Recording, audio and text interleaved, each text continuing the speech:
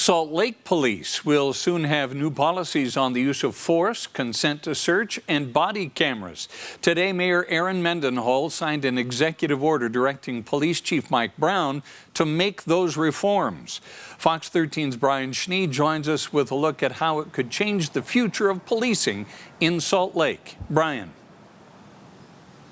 Bob and Kelly, good evening. It's not just Mayor Mendenhall or Salt Lake City Police Chief Mike Brown that are most looking forward to some of these policy changes, but activists and family members for those who have lost their lives during interactions with police, well, they say this is truly a milestone.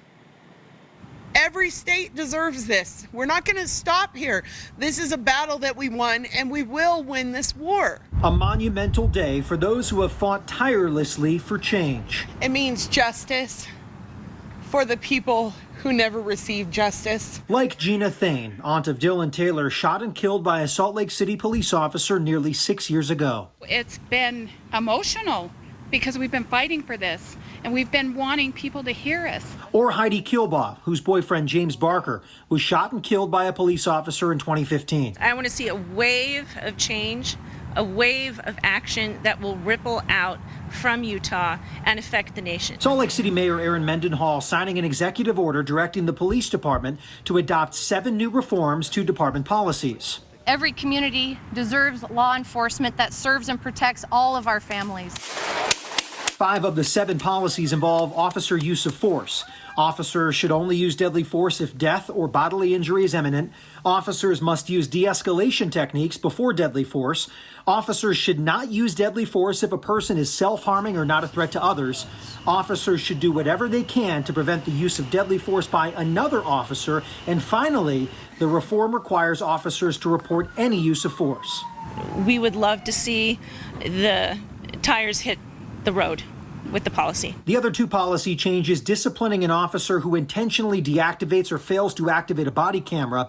The police union will have 30 days to comment on this. And finally, search and seizure, which requires officers to get verbal or written consent to search vehicles or property without a warrant. We will take the time necessary to ensure the department reads them, that they understand them, and most importantly, that we train to these changes. Salt Lake County District Attorney Sim Gill praising the order, saying, quote, "I applaud Mayor Mendenhall for following through, as she said she would, on a reasonable and thoughtful approach to reform.